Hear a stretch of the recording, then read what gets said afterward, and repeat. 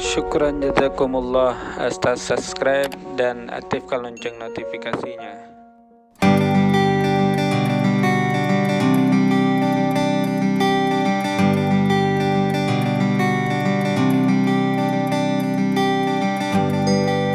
Nah, ini terkait zaitun kembali. Umi, kalau zaitun boleh tidak dikonsumsi anak umur 3 tahun? Silakan Umi. Iya, sebenarnya gini ya Bu, ambil nasi. Saya suka tuh, nasi panas, ambil taruh di piring, kasih zaitun, beberapa tetes, aduk.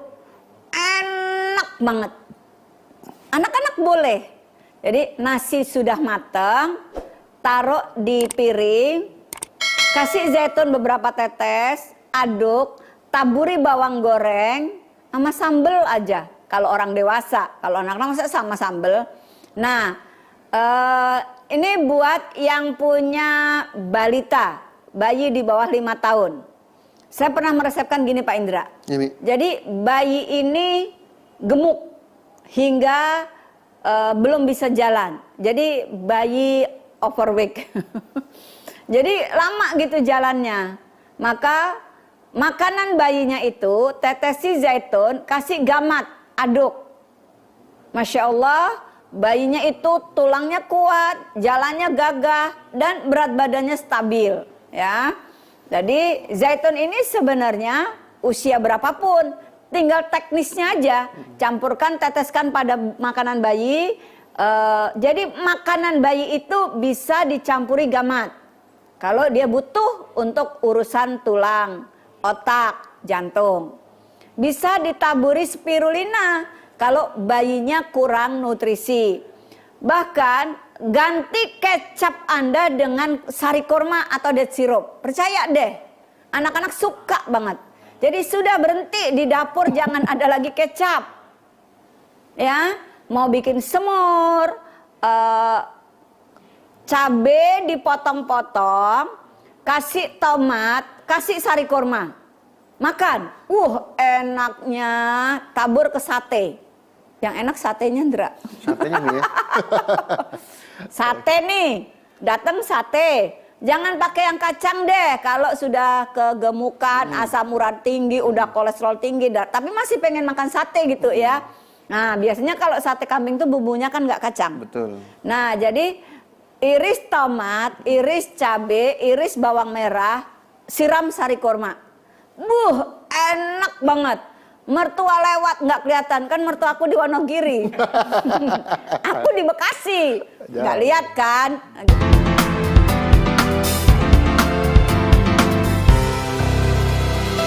Dia bertanya, keluhan untuk sinusitis itu bagaimana Mia? Baru aja Umi bahas alergi kan. Apapun. Jadi sinus ini peradangan pada hidung, tapi itu kaitannya dengan alergi. Iya. Sehingga duvel tadi. Ya, jadi mengkudu sevel ini benar-benar juga kan gini, mengkudu ini punya sifat sedatif, menenangkan.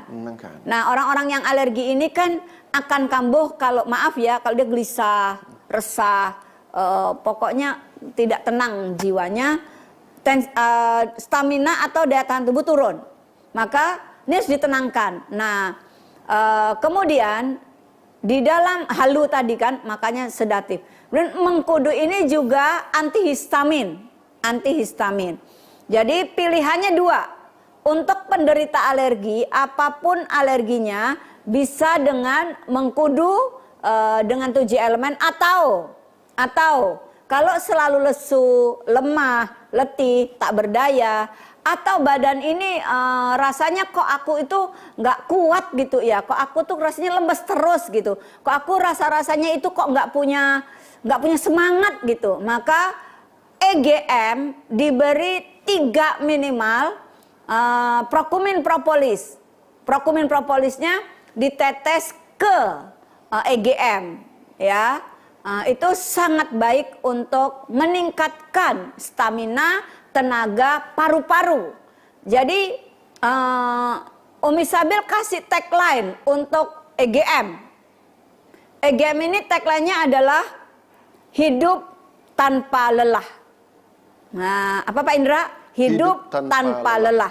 Kalau minum EGM. Jadi kalau minum EGM itu kita jadi nggak punya lelah. Karena apa?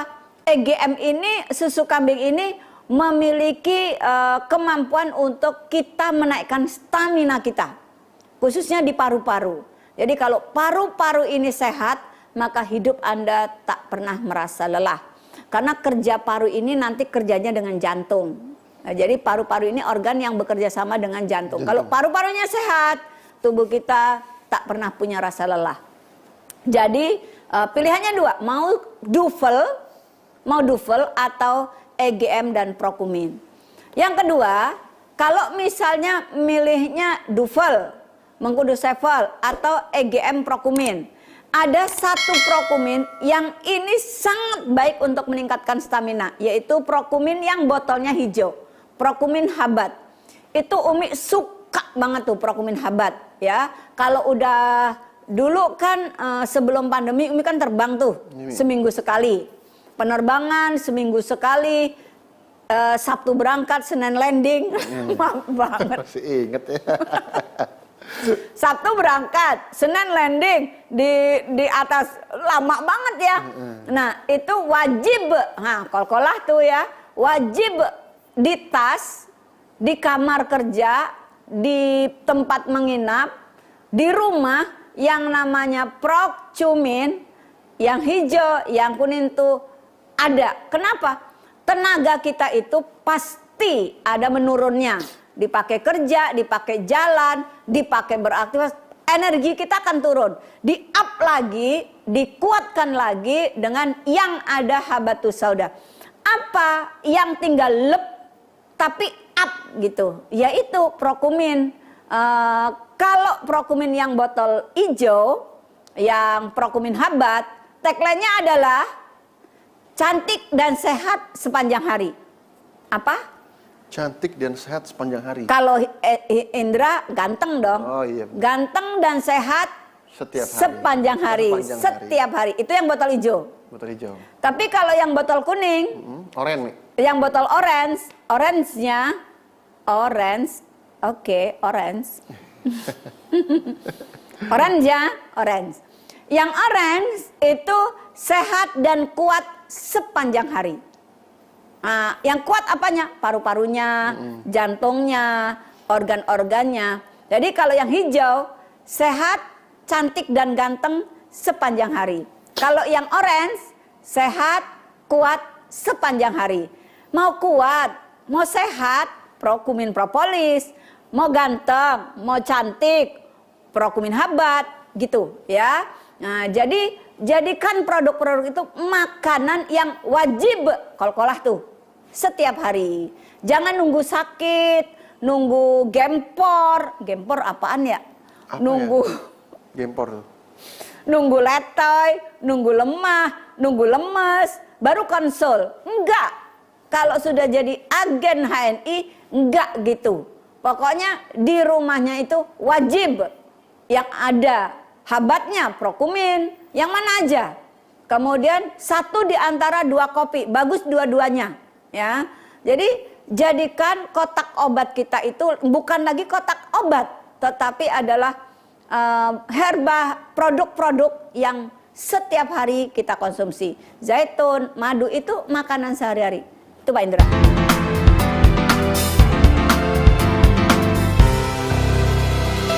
Akun Irma Rahmawati, Ibu Irma, kalau hamil muda boleh gak sih minum zaitun? Nah, silakan. Ya, jadi Umi mau jelaskan dulu. Nih zaitun ini di bawahnya ada ini ya, ada untuk tekan tombol. Nah ini tekan nih, tekan.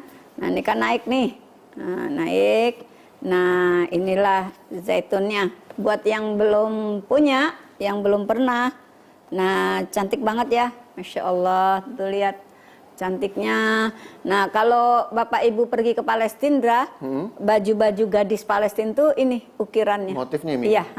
Jadi ini bajunya hitam, terus bordilnya kayak gini. Memang warna ini merah. ya merah persis. Jadi kalau ngelihat kayak gini, ya ini kayak anak gadis-gadis Palestina gitu. Masya Allah, Bajunya hitam, kepala kan ya. Terus depannya itu memang ini bordirannya. Motifnya. Memang ini motif bordir khas Palestina. Okay. Kalau kita melihat Masjid Al-Aqsa ya banyak yang seperti ini. Gitu. Iya, jadi ini dan di seluruh dunia botol-botol ini tuh udah dikenal banget gitu. Relief seperti ini. Jadi ini memang ciri khas ya. Emang ciri dari khas. Palestina. Kalau kita keliling negeri Syam, khususnya Palestina, ya ini khas banget. Khas banget gitu. ya. Baju-bajunya itu. Jadi baru megang aja udah tahu. Iya, baru megang gini aja udah tahu lah. Gitu ya. Jadi Masya Allah, sahabat-sahabat sekalian, mestinya ini dijadikan benar-benar makanan. Bagaimana dengan zaitun tadi untuk ibu hamil? Hamil muda. Ya, hamil muda. Ya, sebenarnya ibu nggak usah khawatir. Konsumsi zaitun ini kan janin itu bukan penyakit dan zaitun juga nggak ada, bukan obat gitu. Zaitun itu makanan. Kalau ibu kenali penduduk Palestina, penduduk Jordan, atau orang-orang Arab, mereka di meja makannya gitu. Kalau kita ke hotel ya, kalau kita lagi umroh, itu di meja makan mereka itu, misalnya dekat roti tawar, itu kan ada apa sih, mentega ya, mentega, selai, kan cup kecil-kecil. Nah di cup kecil itu ada madu, ada zaitun. Gitu, madu, zaitun. Jadi ini roti tawar nih, ada panggangan. Itu kan ada cup-cup kecil. Biasanya di situ selai nanas, selai stroberi, kemudian selai kacang, kemudian ada mentega gitu kan. Nah itu akan ada zaitun dan madu di cup-cup itu kalau di negeri-negeri Arab.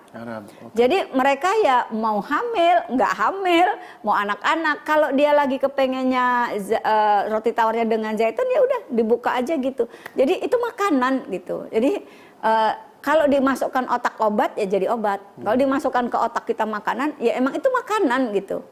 Contoh gini, saya pernah, Umi orang hamil boleh nggak makan kurma? Di Arab itu dari bayi sampai tua makanannya kurma gitu. Oh kalau hamil jangan makan kurma dulu tuh enggak gitu ya. Ayo jadikan ini makanan. Umi minum madu dosisnya berapa gitu. Padahal kalau saya pernah jumpai satu, ya di kampung saya lah. Saya itu di rumah dulu punya lebah gitu. Konsumsi madu itu nggak didosis sendok gitu. Ya, biasa aja gitu. Coba singkong dosisnya berapa kan enggak. Kalau udah nyayor katuk dosisnya berapa kan enggak. Makan nangka dosisnya berapa gitu. Makan rambutan dosisnya berapa. Giliran extra food nanya dosisnya berapa gitu ya. Jadi jangan terlalu dibeban banget ke pikiran kita gitu ya. Kalau kadang teman-teman kalau ngelihat saya itu suka bingung gitu ya. Saya Spirna itu sebotol kalau lagi butuh banget tuh 2 hari habis Jal. Jadi 1 hari itu 30 kapsul spirulina. Iya gitu. Prokumin tuh 15 gitu. Kalau lagi badan tuh lagi butuh gitu. Madu itu sebotol bisa sehari. Terus aku suruh bilang wow gitu. Ya karena lagi butuh gitu, lagi perlu gitu ya. Nah jadi ayo Bapak Ibu jadikan ini makanan. Ya oke.